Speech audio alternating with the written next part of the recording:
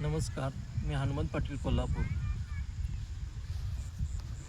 संपूर्ण महाराष्ट्र आणि देशामध्ये न्यूज पेपरमध्ये झालेला घोटाळा असू दे किंवा कांद्याला मिळालेला 1 रुपयाचा भाव असू दे, शेतकऱ्यांच्या आत्महत्या असू द्यात, महिलांच्यावर झालेले अन्याय अत्याचार असू द्यात किंवा भ्रष्टाचाराच्या अनेक घटना ज्या घडत आहेत त्या सर्व असू द्यात.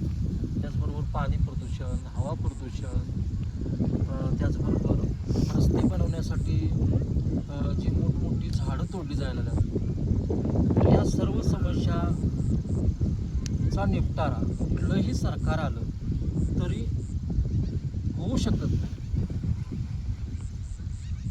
हे आजच्या तरुणांनी ओळखलेलं आहे. आणि म्हणूनच कॉक्रोच जनता पार्टीसारख्या एका नवीन उदयास येणाऱ्या एका सोशल मीडियावरच्या पार्टीला लोक तरुण एवढं लाईक करत आहेत. कारण त्यांना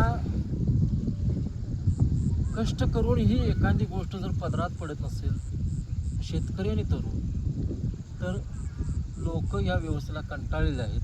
म्हणून कॉक्रोच जनता पार्टीला तरुणांनी एवढं लाईक केलेलं आहे. खरोखरच कॉक्रोच जनता पार्टीनं व्यवस्थित जर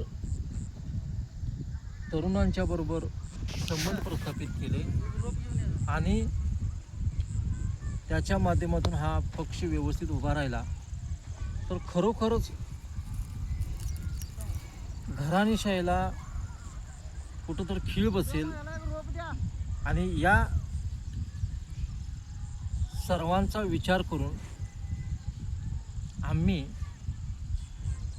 जर 1-2 दिवसाला तरुणांना राजकारणामध्ये सक्रिय करण्यासाठी, जे शिकलेले तरुण आहेत त्यांना राजकारणामध्ये येण्यासाठी आम्ही